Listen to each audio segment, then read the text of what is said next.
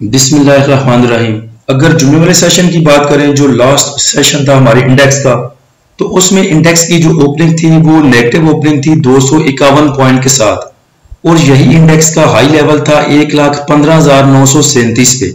उसके बाद इंडेक्स ने आपको लो लेवल दिखाया 1,14,639 का, जिधर इंडेक्स ने 1560 पॉइंट लूज किए थे। इंडेक्स की अगर क्लोजिंग देखें तो 1,14,853 पे रही, जिधर इंडेक्स ने 1335 पॉइंट लूज किए। अगर वॉल्यूम की बात की जाए तो 250 मिलियन के वॉल्यूम ट्रेड हुए KSE 100 इंडेक्स में, जो कि पिछले 2-4 सेशन से कम थे। इंडेक्स की जो भी सिचुएशन है वो सबके सामने है, जो भी इंटरनेशनली चीजें डेवलप हो रही हैं, जैसे जैसे चेंजिंग होती है। अगर कोई अच्छी न्यूज आती है तो इंडेक्स अच्छा परफॉर्म करता है, अगर कोई बैड न्यूज आती है तो हमारा इंडेक्स बैड परफॉर्म करता है। अब इस सिचुएशन में बहुत सी चीजें मेरे सामने आई जो पहले भी आती रही और उसमें मैं खामोश रहा, शायद कभी बात भी की हो, लेकिन मैंने देखा है कि कुछ चैनल्स वाले और कुछ बड़े बड़े नाम जो हैं, अब उन सब के मुंह पे एक बात है कि देखें जी, अब बहुत से बंदे जो हैं वो ट्रेडर से इन्वेस्टर बन जाएंगे। तो मुझे बताएं इसमें तंज वाली बात कौन सी है। और एक भाई का वो सवाल भी था कि क्या आपके जो पोर्टफोलियो में स्टॉक हैं वो भी रेड में चले जाते हैं। तो इन दोनों चीजों को एक ही सिनेरियो में देखते हैं और एक की जगह पे इनको ड्रेस करने की कोशिश करते हैं। एक ये कि जो हमारे स्टॉक हैं जो हम खरीदते हैं, क्या वो भी लॉस में जाते हैं, वो भी हम रेड में हमारे पोर्टफोलियो में शो होते हैं, या वो हमारे बाय करने के बाद ऊपर चले जाते हैं। दूसरा ये कि ये जो लोग कह रहे हैं यूट्यूब पे आके और अपने चैनल्स पे, लो जी अब बड़े बड़े ट्रेडर जो हैं वो इन्वेस्टर बन जाएंगे, इन चीजों को एक ही पैराए में रखते हैं। अब देखें कि जितने भी पेड ग्रुप वाले हैं या चैनल्स वाले हैं वो आपको बाय कॉल कैसे देते हैं। ये मैं अपनी बात नहीं कर रहा, ये जो आम ट्रेडर, जो आम पेड ग्रुप वाले हैं, जो ट्रेडिंग करवाते हैं, जो चैनल्स वाले हैं, वो कैसे काम करवाते हैं। वो आपको एच बार की कॉल देते हैं कि 290 पे भी बाय कर लो, 285 पे बाय कर लो, 282 पे बाय कर लो। यानी कि 290 से लेके 282 तक, 282 से लेके 290 तक आप इसको बाय कर सकते हैं। टारगेट देते हैं 297 के, 302 के, 308 के। स्टॉप लॉस आपको देते हैं 278 रुपए का। अब एक बंदा बेचारा क्या करता है कि उसने देखा 290 रुपए का प्राइस चल रही है, मुझे 290 रुपए का बोला है मेरे पेड ग्रुप वाले ने, वो 290 पे बाय करता है, 285 पे बाय करता है, 282 पे बाय करता है। उसके बाद जो एवरेज उसकी आती है तकरीबन 285 286 के पास उसकी एवरेज आ जाती है। अब या तो वो ये करे कि अगर 285 286 आने के बाद, उसकी एवरेज आने के बाद अगर ये स्टॉक 282 से नीचे जाता है और 278 रुपए को जाके टच करता है, तो फिर इनके बकौल आप 7 रुपए 60 पैसे का नुकसान करें, 7-8 रुपए का नुकसान करें और बेच के निकल जाएं, फिर तो ठीक है। लेकिन अगर वो बंदा जिसने ये बाय किया है वो अपने हक हलाल के पैसों को उनसे प्यार करता है और उनकी बात ना मानते हुए उनको होल्ड करता है, तो वो इन्वेस्टर बन जाता है। तो इनसे बंदा पूछे कि एक बंदा जो ट्रेडर से इन्वेस्टर बन गया, उसका सबब भी तो आप ही है ना। आप ही ने उसको कॉल दी 290 की, 282 की, उसके बाद 278 पे उसको बेचने को कह रहे हैं। और अगर वो ऐसा नहीं करता तो फिर वो ट्रेडर से इन्वेस्टर बन जाता है। तो भाई जो भी अपने पैसे से प्यार करता है वो इन्वेस्टर ही है। अब या तो वो आप लोगों की डिक्शनरी में ट्रेडर बनने के लिए स्टॉप लॉस लगा लगा कर नुकसान कर करके निकलता जाए, फिर तो ठीक है, फिर आप इनको मेडल देंगे ट्रेडर का, अदरवाइज इन्वेस्टर बनने का ताना देंगे।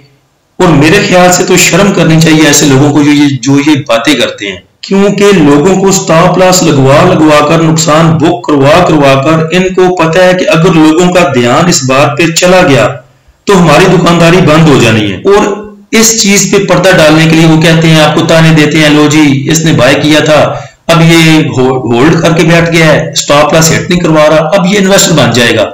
यानी कि अपने गुनाहों पे, अपनी चीज पे पर्दा डालने के लिए, अपनी कमियों को छुपाने के लिए आपको एक नया ताना देते हैं। अब ये लोग आपको बावर करवाना चाहते हैं कि जो होल्ड करके बैठा है वो बुरा है और जो नुकसान कर करके निकल रहा है और अपने पैसे कम किए जा रहा है वो अच्छा है। इनकी मिसाल आप ऐसी ले लें कि एक मिसाल है किसी इलाके की कि छाननी कूजे आंख ने ये तेरे दो मोरियां, यानी कि जो आटा छानने वाली छन्नी है वो लोटे को कहती है तो इसमें 2 सुराख हैं और खुद ये नहीं देखती कि उसमें कितने सुराख हैं। अपनी ज्यादा कमियों को छुपाने के लिए किसी की एक कमी पे तंज करो ताकि वो आपकी जो कमी है वो ना देखे। तो मेरे भाई, अगर आपको मेडल लेना है इनसे ट्रेडर बनने का तो फिर आप नुकसान करते जाएं और निकलते जाएं।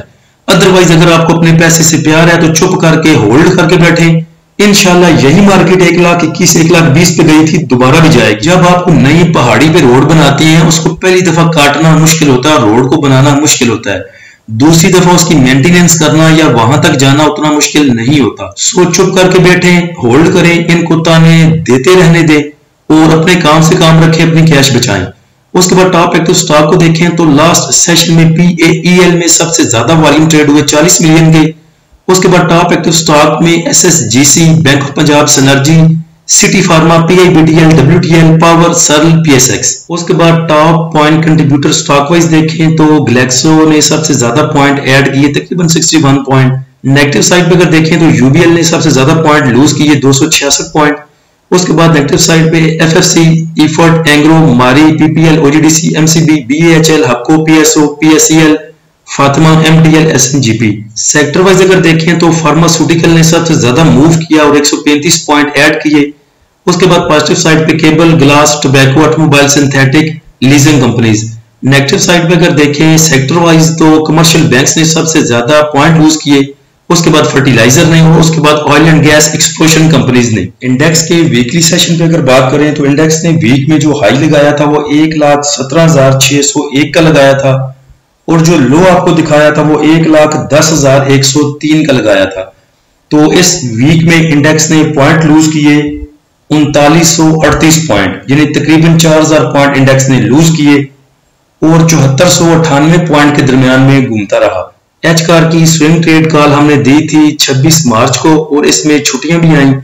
इसमें 289 की बाइंग हमने बोली थी और उसके बाद 314 का चौथा टारगेट था। ये हमारा 2-3 दफा जो है वो ट्रेड चली, क्योंकि अप एंड डाउन काफी चला, तो इसके जो लेवल थे वो 1-2 दफा हमारे हिट हुए, बल्कि 2 दफा ये स्विंग ट्रेड कॉल हमारी जो है वो लगी।